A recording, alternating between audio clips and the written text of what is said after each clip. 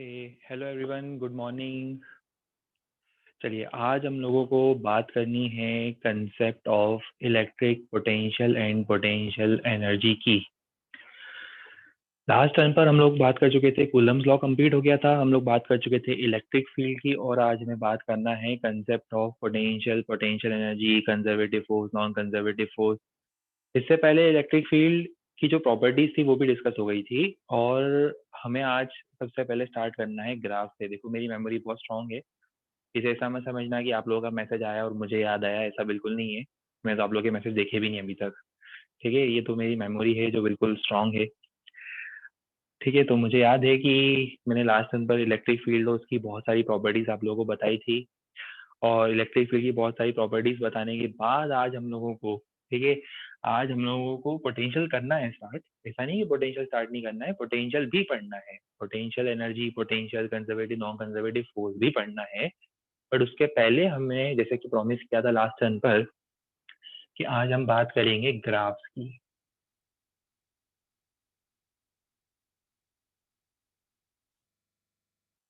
बस ये आज के आखिरी दिन की इंक बची है, बड़ी मुश्किल से निकाली है ना। बॉटल में से आपको पता नहीं कितनी मेहनत करने के बाद ये इंक निकाली है हमने। होता है ना, जैसे आपका टूथपेस्ट खत्म हो जाता है और उसके बाद भी सरप्राइजिंगली वो खत्म होने के बाद भी 10-15 दिन तक चलता रहता है, तो बिल्कुल वैसे ही इंक की बॉटल में भी इंक खत्म हो चुकी है। But God knows how somehow daily basis पर उसमें से मैं कोशिश करता हूँ, और थोड़ा बहुत मतलब ग्राफ बनाने लायक इंक मिल जाती है हम लोगों को। ठीक है, चलिए देखते हैं ट्रेंड जो है वो कब तक कंटिन्यू रह पाता है। ठीक, तो ग्राफ की बात करनी है, काम की बात पर आते हैं अब। सब लोग जितने पार्टिसिपेंट्स है वो भी ऐड हो गए होंगे, अब काम की बात पर आते हैं। कुछ लोग का भी गुड मॉर्निंग मैसेज आ रहा है, good morning, hello, good morning. चलिए, तो ग्राफ की बात करनी है अब। ग्राफ से हमें करना क्या है, थोड़ा थोड़ा समझते हैं ग्राफ में हमें करना क्या है। देखो, एक सिंगल पॉइंट चार्ज के ग्राफ से स्टार्ट करता हूं मैं, ठीक है।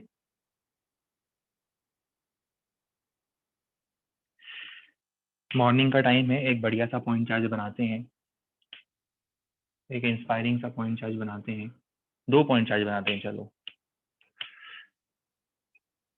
एक ही हमेशा की तरह आपको याद होगा, पॉजिटिव पॉइंट चार्ज, जिसपे पॉजिटिव चार्ज होता है ना, और एक इंस्पायरिंग सा नेगेटिव पॉइंट चार्ज। ये रहा वो नेगेटिव पॉइंट चार्ज।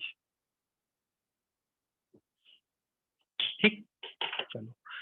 अब आपसे किसी ने बोल दिया ग्राफ बनाओ, पहली बात तो आपको समझ में नहीं आ रहा ग्राफ बनाए तो किसका बनाए। तो आपको ग्राफ किसका बनाना है, ग्राफ ऑफ ई मतलब फील्ड, किसके साथ, वर्सेस पोजीशन बोल लो, एक्स डायरेक्शन की पोजीशन। मतलब आप यहाँ पर एक्स एक्सेस ड्रॉ करो, आप यहाँ पर वाई एक्सेस ड्रॉ करो,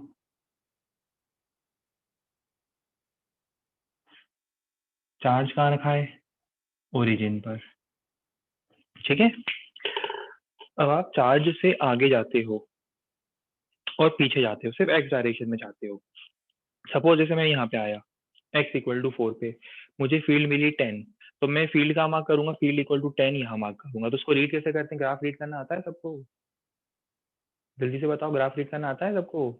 जैसे अगर मान लो मैं बोलता हूँ कि इस पॉइंट के कोऑर्डिनेट्स हैं 2,10, मतलब क्या हुआ इसका? इसका मीनिंग क्या हुआ बताओ? इसका मीनिंग बिल्कुल, चलो, आता है ना, कि अरे वाई इक्वल टू 10 नहीं है, एक्स इक्वल टू 2 पर, एक्स इक्वल टू 2 पर फील्ड 10 है। जब कोई पर्सन एक्स इक्वल टू 2 पर जाके खड़ा होगा, अगर आप ओरिजिन से एक्स इक्वल टू 2 पर जाकर खड़े हो जाओगे तो आपको कितनी फील्ड मिलेगी, 10 की फील्ड मिलेगी। ठीक है, ये इसका मीनिंग है। चलो, ये क्लियर हो गया। अब अपन समझते हैं कि ग्राफ बनेगा कैसा। सिंपल सी बात बता रहा हूँ, ग्राफ आपको इमेजिन हो जाना चाहिए कैसा बनना चाहिए था। ग्राफ बनेगा कुछ इस टाइप का।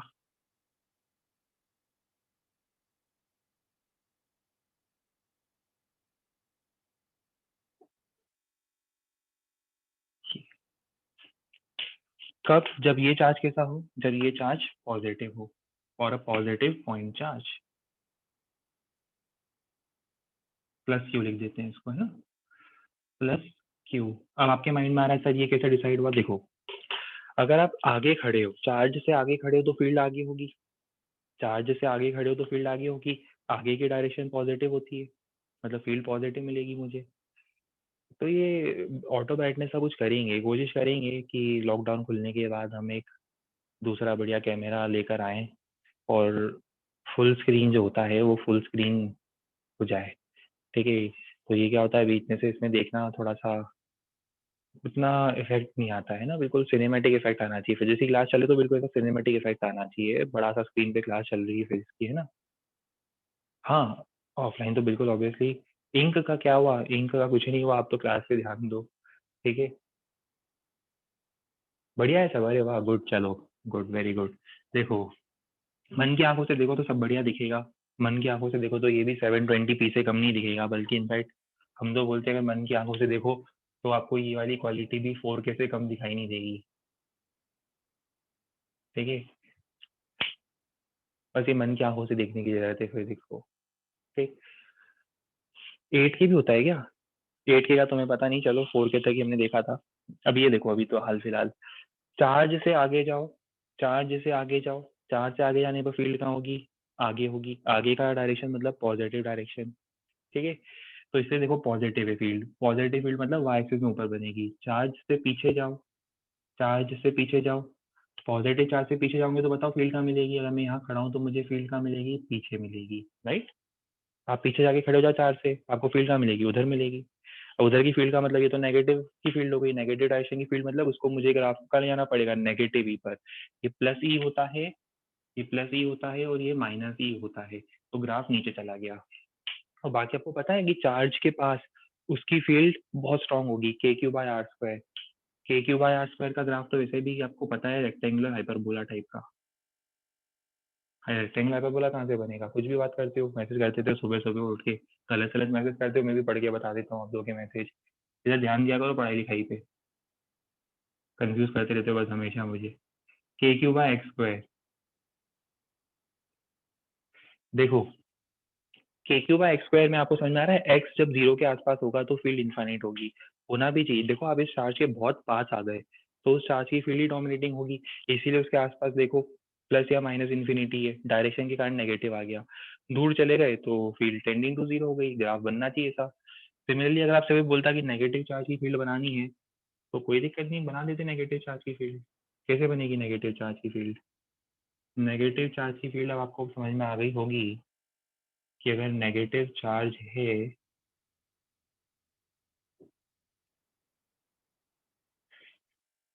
ये है नेगेटिव चार्ज हमेशा की तरह। ये अलग ग्राफ है ना, ग्राफ नंबर 1 है, ये ग्राफ नंबर 2 है, एक ग्राफ में बना देना, ग्राफ नंबर 1, ग्राफ नंबर 2। कुछ बावले होंगे जिनको एक ही ग्राफ लग रहा होगा, वो एक ही ग्राफ बना देंगे, ठीक है। तो ग्राफ अलग अलग अलग अलग ग्राफ बनाने हैं। माइनस क्यू, अब बताओ क्या होगा? अब देखो माइनस क्यू में होगा ये, स्टोरी में थोड़ा चेंज आ गया है, स्टोरी में चेंज क्या आया है, स्टोरी में बहुत बढ़िया चेंज आया है। नेगेटिव चार्ज की फील्ड देखो होती है इनवर्ड, नेगेटिव चार्ज की फील्ड होती है इनवर्ड, राइट। नेगेटिव चार्ज की फील्ड इनवर्ड। मुझे बताओ अगर हम यहाँ खड़े हैं तो हमें फील्ड कहाँ मिलेगी? इनवर्ड, इनवर्ड मतलब नेगेटिव एक्स की तरफ, नेगेटिव फील्ड मतलब पॉजिटिव ई, नेगेटिव ई, ग्राफ रीड करना था, नेगेटिव फील्ड मतलब ग्राफ बनेगा यहाँ पर। बाकी सब तो आपको समझ में आता है, ग्राफ बनेगा कुछ ऐसा। सिमिलरली जब हम यहाँ खड़े हैं तो हमें फील्ड मिलेगी इनवर्ड। अब ये डायरेक्शन तो पॉजिटिव डायरेक्शन है, पॉजिटिव एक्स की डायरेक्शन है, पॉजिटिव एक्स की डायरेक्शन, अरे वाह समझ में आ गया, सेकंड और फोर्थ क्वाड्रेंट, वाह गुड।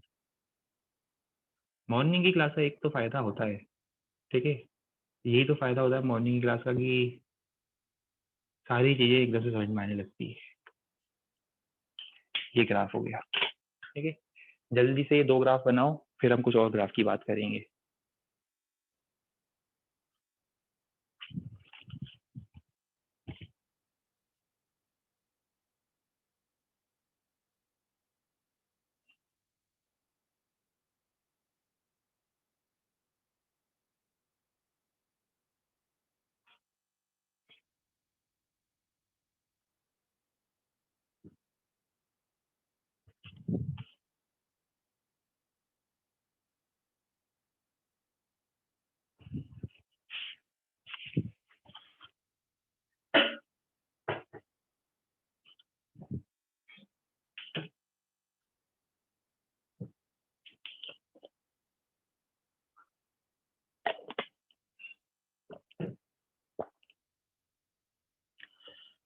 ग्राफ नंबर 3 की बात करते हैं अब।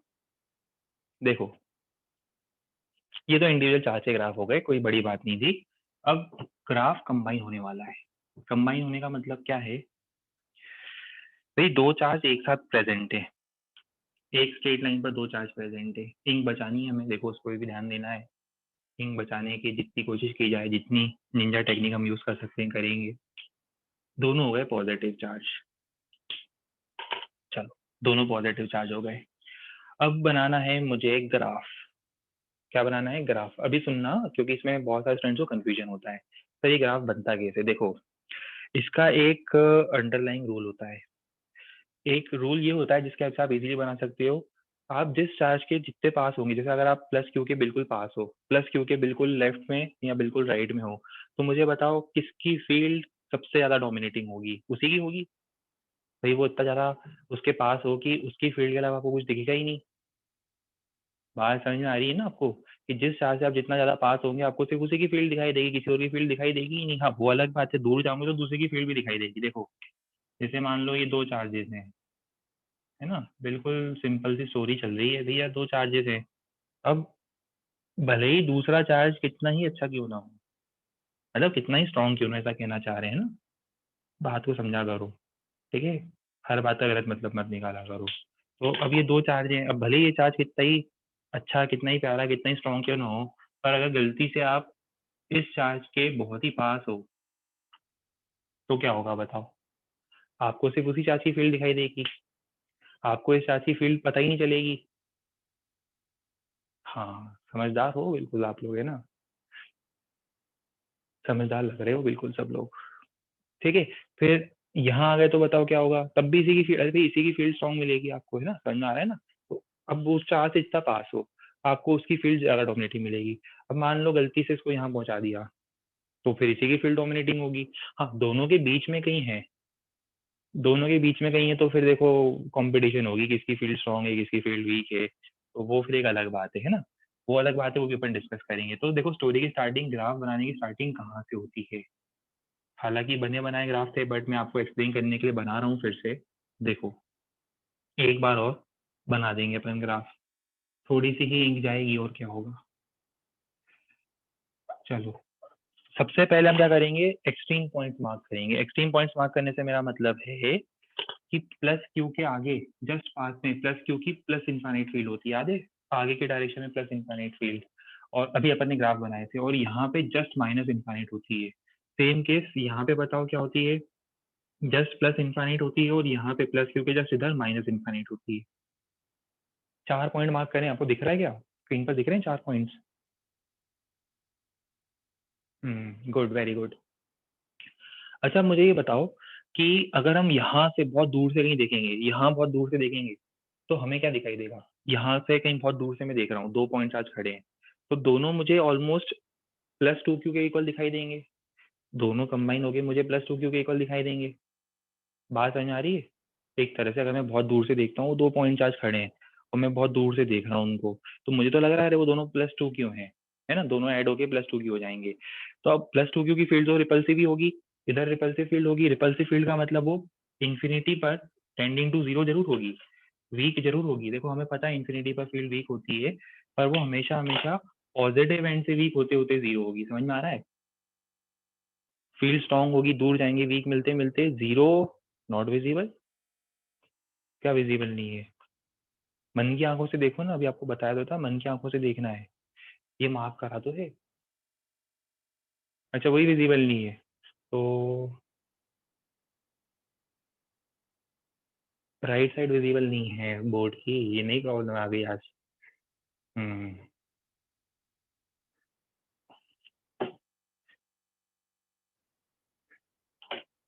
ये आप लोगों के मोबाइल का स्क्रीन साइज छोटा होगा, ये उसी कारण से ये प्रॉब्लम फेस कर रहे हो। ठीक है? क्या होता है कई बार आपको, लैपटॉप वाले हो यार, अब तो हम कुछ बहाना भी नहीं बना सकते। चलो ठीक है, तो देखो, चलो फिर जब कुछ बहाना नहीं बनेगा तो इधर देखेंगे, कंसेप्ट की बात करेंगे ऊपर, है ना? अब देखो, आपको इन दोनों को ज्वाइन करना है, आपको पता है ये दिख रहे हैं दोनों पॉइंट्स, अब दोनों को ज्वाइन करना है, कर दो ज्वाइन। सबको पता है ज्वाइन कैसे करते हैं। अच्छा, अभी यहाँ पे भी आपको पता है कि ये दोनों चार्जेस रिपल्सिव फील्ड बनाएंगे, क्योंकि बहुत दूर से देखो रिपल्सिव फील्ड मतलब नेगेटिव में फील्ड। बस ये ग्राफ बना दो, कोई दिक्कत नहीं आएगी ज़्यादा। थोड़ा खुद का भी लॉजिक लगाना है ना, खुद का भी दिमाग लगाना तो समझ में आएगा। ये बिल्कुल एक जैसे बनेंगे, जगह नहीं है इस कारण से अपन ने अलग बना दिए, बनेंगे बिल्कुल एक जैसे। ये कुछ ऐसे बनेंगे है, बस एक दूसरे की मिरर इमेज टाइप के होंगे। अब यहाँ पर स्टोरी देखो इंटरेस्टिंग हुई, यहाँ फील्ड देखो और यहाँ फील्ड देखो, यहाँ फील्ड इधर है, यहाँ फील्ड इधर है। अब बताओ ये दोनों को ज्वाइन करना है, ज्वाइन करना है तो बीच में कहीं ना कहीं यहाँ से तो इंटरसेक्ट होता हुआ जाएगा ही जाएगा। भाई एक पॉजिटिव है एक नेगेटिव है, बीच में जीरो तो आएगा ना। चलो, तो इसका मतलब ये ग्राफ और ज्यादा इंटरेस्टिंग होता है, ये ग्राफ बनेगा कुछ ऐसा।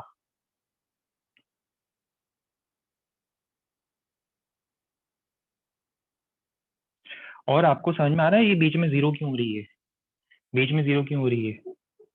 ये इस बबलू को उठाकर बीच में कहीं खड़ा कर दो तो बताओ क्या होगा, ये एग्जैक्ट बीच में बताओ।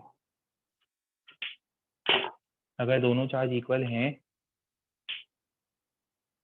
बीच में खड़ा कर दो तो क्या होगा? दोनों की फील्ड इक्वल, बेचारा ना इधर जा पाएगा ना इधर जा पाएगा, फील्ड जीरो। थोड़ा सा इधर खिसका दो, थोड़ा सा इधर खिसका दो तो देखो इधर खिसकाते से इसकी फील्ड डोमिनेटिंग हो गई, जो इसका ग्राफ बनाया था। थोड़ा सा इधर खिसका दो, इसने अपनी फील्ड डोमिनेटिंग कर ली।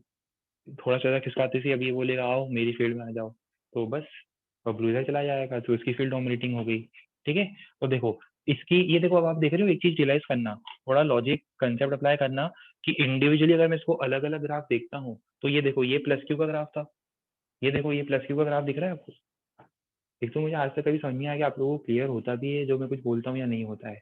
एक तो सबसे बड़ा मेरे मन में हमेशा ये डर रहता है, डाउट रहता है कि ये जो सामने बैठे हैं कंप्यूटर के सामने, इनको कुछ समझ में आता भी है या नहीं आता है। ठीक है, कि मैं बोल कुछ और रहा होता हूँ, समझ में कुछ और आ रहा होता है, कॉपी में कुछ और लिख रहे होते हो, है ना? आता है समझ में? आएगा, गुड। चलो, देखो ये प्लस क्यू का डायग्राम देखा था अभी अपन ने, ये प्लस क्यू का डायग्राम है। अब एक काम करो, ये डायग्राम देखो, ये डायग्राम भी तो प्लस क्यू का डायग्राम है, तो ये दो प्लस क्यू की तो डायग्राम है। और क्या करा मैंने, ये दोनों प्लस क्यू के ही डायग्राम है, इसको मैंने जोड़ दिया है। ठीक है, गुड। चलो जल्दी से नोट करो।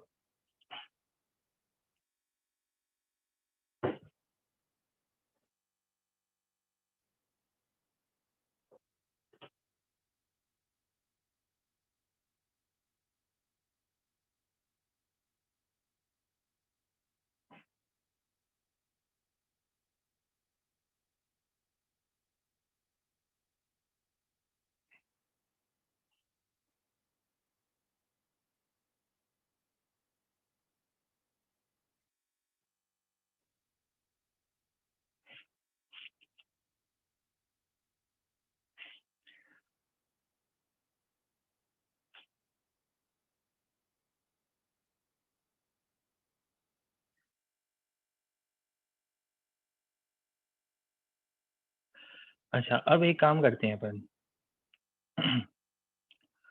सपोज यही ग्राफ अगर मैं आपसे बोलता प्लस क्यू और प्लस टू क्यू के लिए बनाओ तो ये ग्राफ कैसा बनता, जरा कुछ आइडिया दे सकते हो?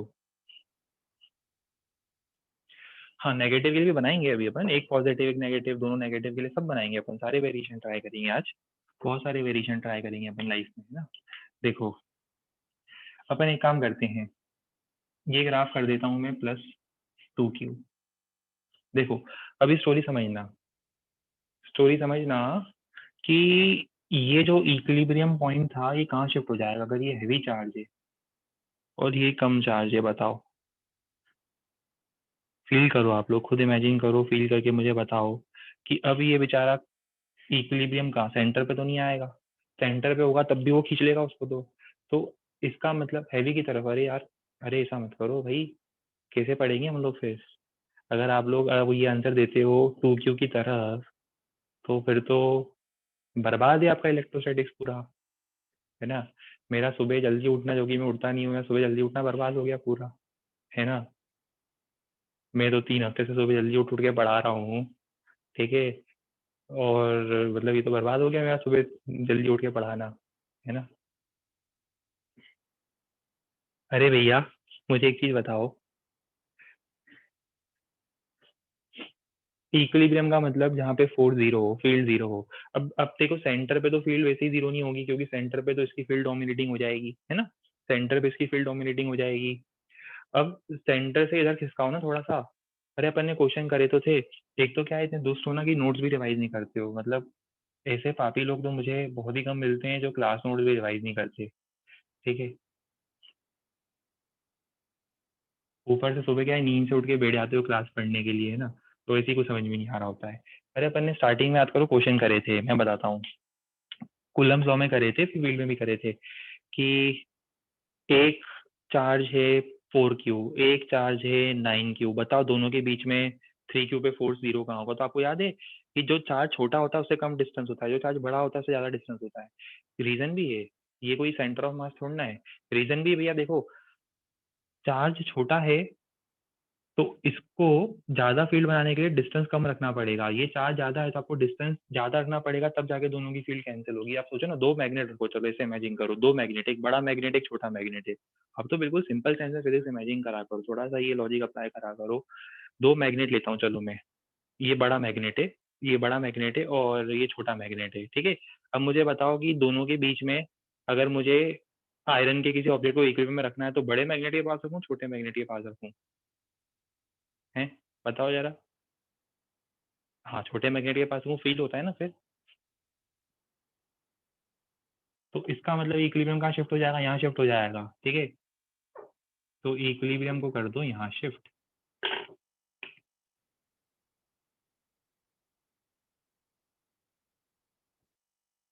अच्छे से बनाना, बिल्कुल प्यारा सा कर्व बनाना, बिल्कुल दिखना चाहिए कर्व बनाया है अच्छा सा।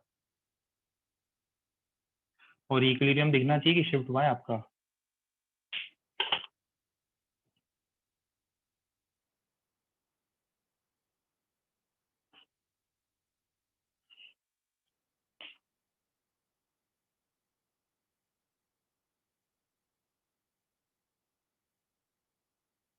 ठीक है, बन गया ग्राफ। करें आगे नेक्स्ट ग्राफ पे प्रोसीड।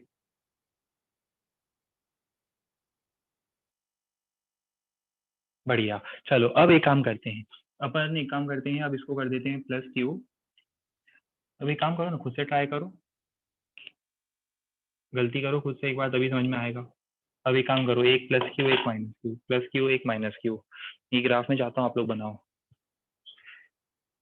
या एक काम करो और इजी कर देता हूँ आपके लिए यार, पहले पहले एक काम करो आप तो, -Q बना लो चलो। ये लो, जल्दी से -Q बनाओ, दोनों नेगेटिव है।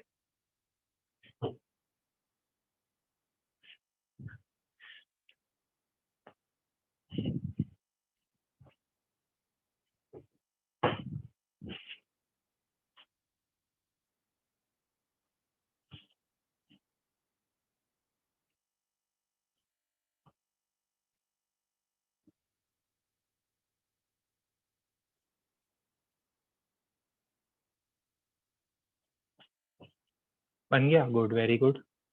देखो इसका ग्राफ हम कैसे बनाएंगे, देखो इसका ग्राफ हम ऐसे बनाएंगे। नेगेटिव चार्ज है, दोनों की फील्ड इनवर्ड होती है, हमें पता है। इनवर्ड फील्ड का मतलब आपको याद है, हमने नेगेटिव चार्ज के ग्राफ बनाए थे। नेगेटिव चार्ज के ग्राफ या वैसे समझ लो दोनों की फील्ड इनवर्ड होती है, क्योंकि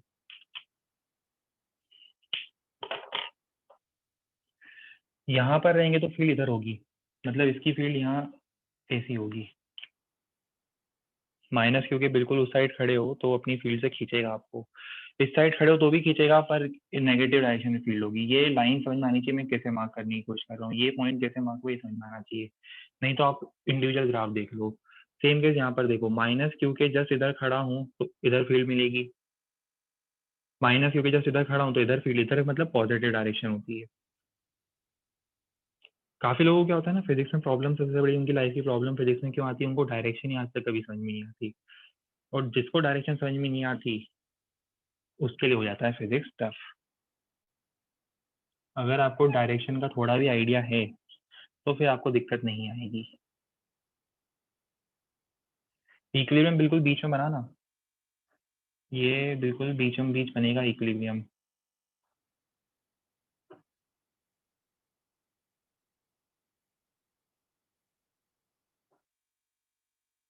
हम्म, ये यही बनाया था सब लोगों ने, बढ़िया, गुड।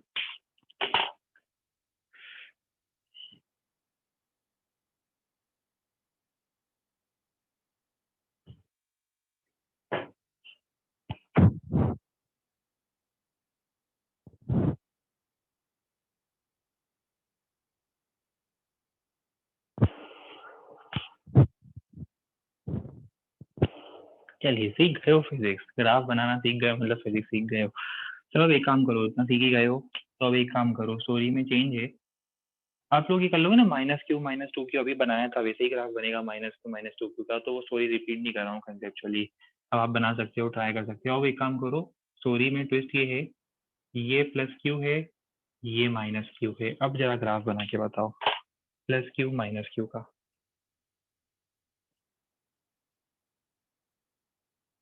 +q है और एक -q है।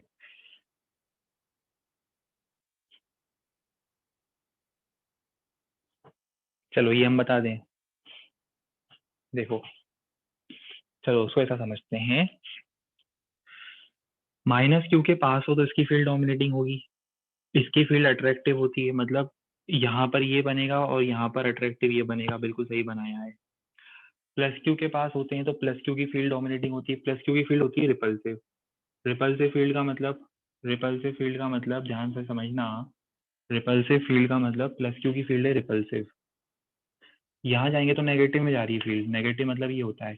यहाँ रिपल्सिव मतलब पॉजिटिव में जा रही है, तो यहाँ ये होता है। अब आप उसको ग्राफ को जब बनाओगे तो ग्राफ आपको कुछ ऐसा बनता हुआ दिखेगा। थोड़ा लॉजिक आपको भी लगाना है ना आपकी तरफ से।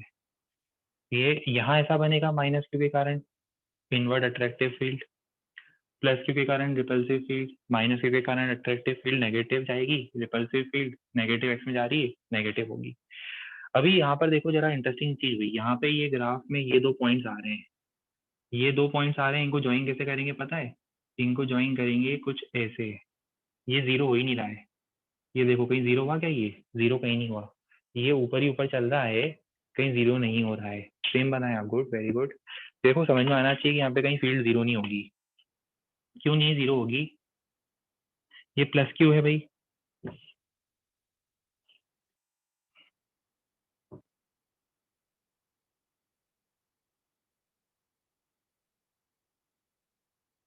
ये हो गया +q, ये तो माइनस है ही इसलिए हमेशा। अभी देखो इन दोनों के बीच में जो लाइन है, इन दोनों के बीच में जो लाइन है, यहाँ पर किसी भी पोजीशन पर किसी चार्ज को रख दो, पॉजिटिव चार्ज को रख दो, आप खुद बताओ कि क्या होगा, आप खुद बताओ क्या होगा। आप तो समझदार हो, आप लोगों ने तो ये सब चीजें समझी होगी रियल लाइफ में भी। देखो अगर यहाँ पे पॉजिटिव चार्ज रखते हैं तो क्या होगा, इसकी फील्ड पहले से रिपल्सिव है, इसकी फील्ड अट्रैक्टिव है, बताओ क्या होगा। हाँ, रिजल्टेंट फील्ड तो कभी जीरो होगी ही नहीं, ठीक है। ये यहाँ पे भी होगा तो भी क्या होगा, इसकी फील्ड रिपल्सिव, इसकी फील्ड अट्रैक्टिव, नेट फील्ड हमेशा पॉजिटिव डायरेक्शन में होगी। तो नेट फील्ड हमेशा पॉजिटिव डायरेक्शन में होने का मतलब फील्ड कभी भी जीरो नहीं होगी। ये ग्राफ बनेगा +q -q का। बना लो जल्दी से इसको भी।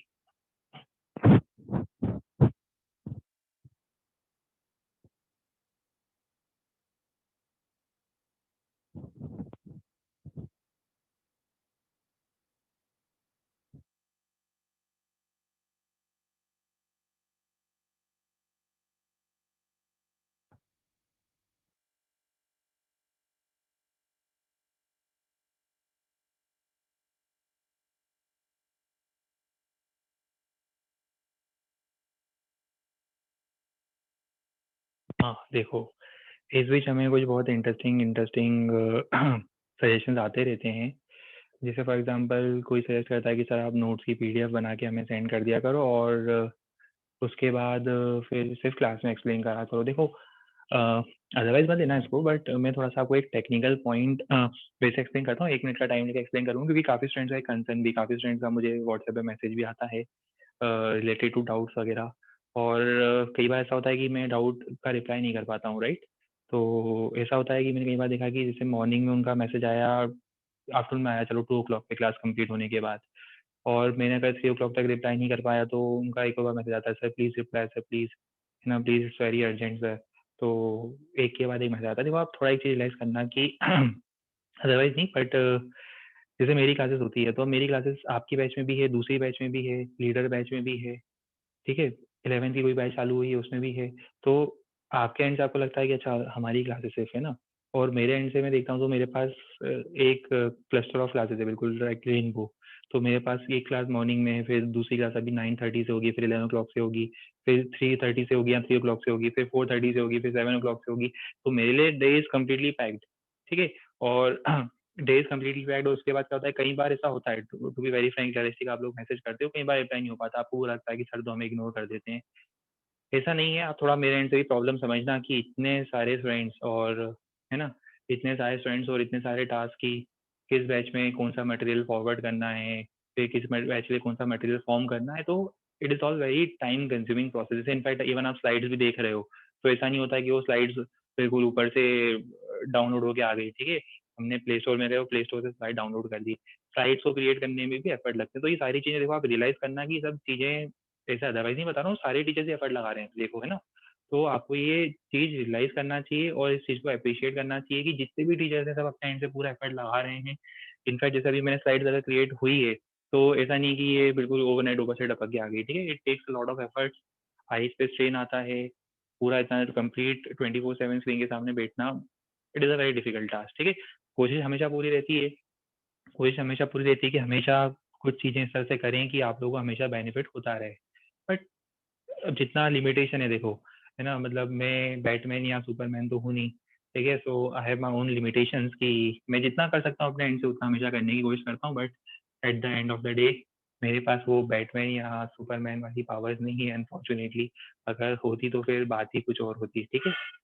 चलो कोशिश करेंगे, जो भी कोई अच्छी चीज़ होगी इनकॉर्पोरेट करने की क्लास कोशिश करेंगे हमेशा-हमेशा। चलिए, अभी यहाँ पे हम बात कर रहे थे प्लस क्यू माइनस क्यू की। ये डायग्राम आप लोगों ने बना दिया। अब एक वेरिएशन मैं आपको बताना चाहता हूँ। समझना पड़ेगा उस वेरिएशन को आपको। मेरे से पूछना मत सर ऐसा कैसे बना दिया आपने? यहाँ पे मान लो प्लस टू क्यू होता। देखो अब यहाँ पे प्लस टू क्यू और प्लस क्यू तो बना चुके हैं हम, है ना? ध्यान देना, एक पॉजिटिव चार्ज है, एक नेगेटिव चार्ज है, पहली बात। एक पॉजिटिव चार्ज है और एक नेगेटिव चार्ज है, पर पॉजिटिव चार्ज की स्ट्रेंथ ज़्यादा है, नेगेटिव चार्ज की स्ट्रेंथ कम है। स्टोरी में ट्विस्ट है।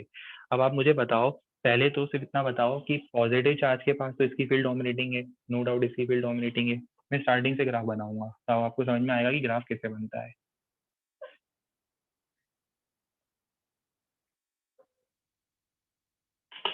बताओ पॉजिटिव चार्ज के पास किसकी फील्ड डोमिनेटिंग होगी?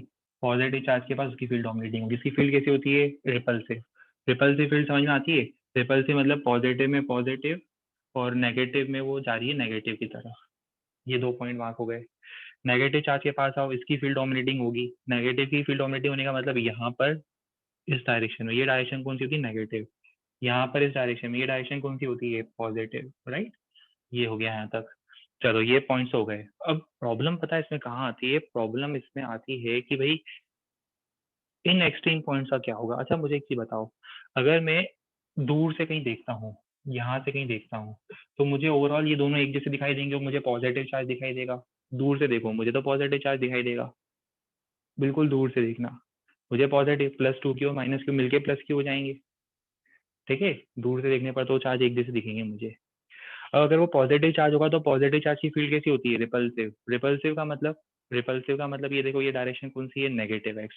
नेगेटिव एक्स का मतलब ग्राफ तो यहीं जाएगा, ठीक है? अच्छा, दूसरा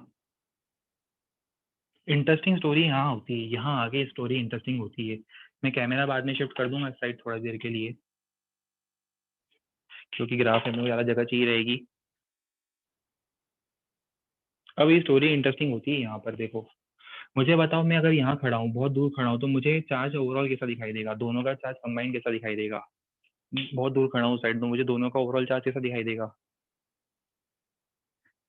प्लस की भी दिखाई देगा, पॉजिटिव भी दिखाई देगा। अब मुझे बताओ पॉजिटिव चार्ज की फील्ड कैसी होती है?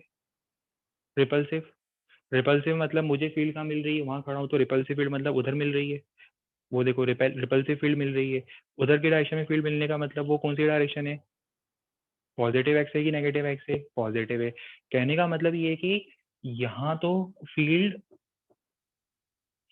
जीरो होगी पॉजिटिव एंड से। देखो ये एक्स एक्सिस के ऊपर बनाया है मैंने पॉइंट, रियलाइज कर रहे हो, ये एक्स एक्सिस के ऊपर से जीरो होगी, क्योंकि मतलब बहुत दूर से देखने पर मुझे पॉजिटिव चार्ज की फील्ड दिख रही है और यहाँ तो नेगेटिव चार्ज की फील्ड डोमिनेटिंग है। तो इसका मतलब इसका ग्राफ कैसे बनाएंगे हम, सबसे पहले इजी काम कर लेते हैं, ये इजी काम था, कर लो।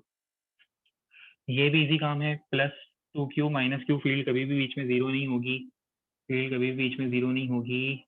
तो ये ग्राफ अपन कुछ ड्रॉ करेंगे कुछ इस टाइप से। अच्छा, इसमें एक चीज रियलाइज करना कि मैंने ग्राफ को कहीं इंटेंशनली शिफ्ट करा है थोड़ा सा, मतलब ये बिल्कुल सेंटर पे ये मिनीमा नहीं आया है, मिनीमा कहाँ आएगा ये आपको निकालना है। आप इमेजिन करना, थोड़ा काम आपको भी करना है, मेहनत आपको भी करनी है। आप खुद इमेजिन करना मिनीमा इसके पास आएगा, इसके पास आएगा, और अकॉर्डिंगली आपको बनाना है, सोचना है इस बारे में, है ना, कि मिनीमा कहाँ आएगा, पर जीरो नहीं होगा, ध्यान रखना। अब यहाँ देखो, ये माइनस है ये प्लस है, तो ये ग्राफ पता है कैसा बनेगा, ये ग्राफ बनेगा ऐसा,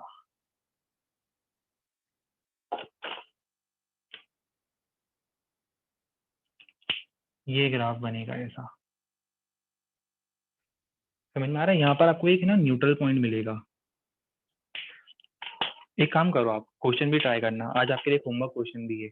आपको ये न्यूट्रल पॉइंट फाइंड करना है, कैसे फाइंड करोगे, आपके लिए क्वेश्चन है। देखो क्वेश्चन क्या है, मैं आपको क्वेश्चन समझाता हूँ। दो चार्जेस हैं,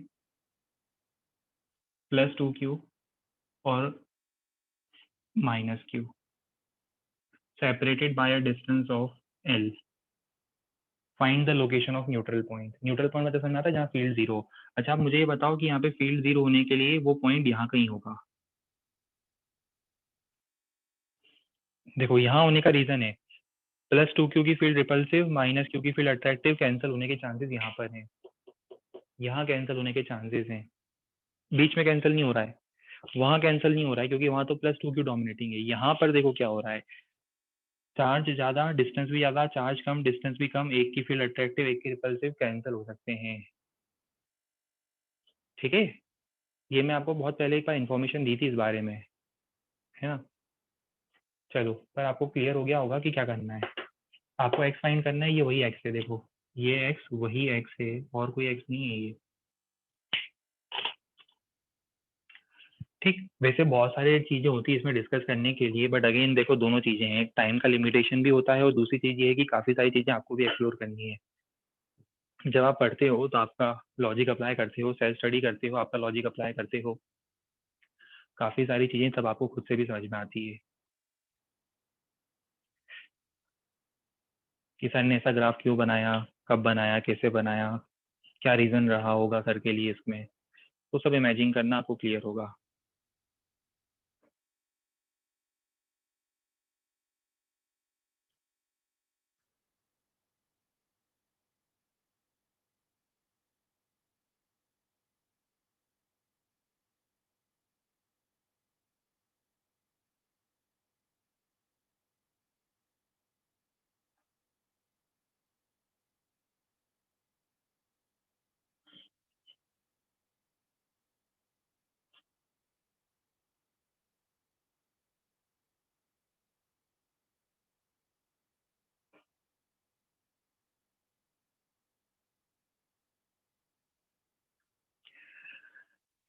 अब ऐसे बहुत सारे ग्राफ बन सकते हैं, ठीक है, आपको बस एक लॉजिक क्लियर होना चाहिए। लॉजिक क्लियर है इन ग्राफ्स के पीछे का, तो आप ग्राफ्स बना सकते हो अपनी मर्जी से, बहुत सारे ग्राफ बन सकते हैं इस टाइप के, अलग अलग वेरिएशन के। आपको बस समझ में आना चाहिए न्यूट्रल पॉइंट कहाँ होगा। वैसे देखो, ये ग्राफ हम फिर से डिस्कशन में लाएंगे, कब लाएंगे पता है, जब हम पोटेंशियल की बात करेंगे, अभी फील्ड का ग्राफ बना है।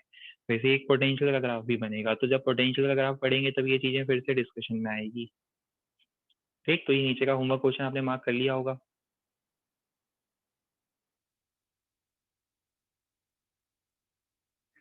चलो, इसके साथ हमारा ये फील्ड वाला जो कंसेप्ट होता है, ये जो फील्ड वाला पोर्शन होता है वो एंड हुआ। ठीक है, फील्ड वाला पोर्शन, फील्ड का जो ग्राफ है, फील्ड के जो एक्सप्रेशन होते हैं वो एंड हुआ है, और अब इसके बाद नई बिगिनिंग होगी। ठीक है, तो ये नई बिगिनिंग किसकी होगी, नई बिगिनिंग होगी, अब हम बात करेंगे एनर्जी की।